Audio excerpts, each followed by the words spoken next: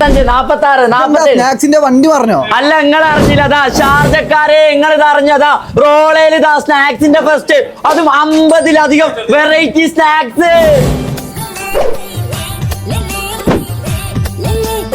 പോര് എല്ലാരും പോകുന്നതൊക്കെ ചെട്ടിപ്പത്തിരി, ഇറച്ചിപ്പത്തിരി, പാൻ നിറച്ചത്, ഉന്നക്കായതാ, അങ്ങനെ 50 വെറൈറ്റി സ്നാക്സുകളാണ്. ഇക്ക സാധനം കിടക്കതാ വന്നോണ്ടേയിരിക്കാണ് സാധനങ്ങൾ. ഇതൊക്കെ ഒരു റെഡിമെയ്ഡും അല്ല, ഇവരിവിടെ ഉണ്ടാക്കണ നാടൻ മലബാർ സ്നാക്സ്.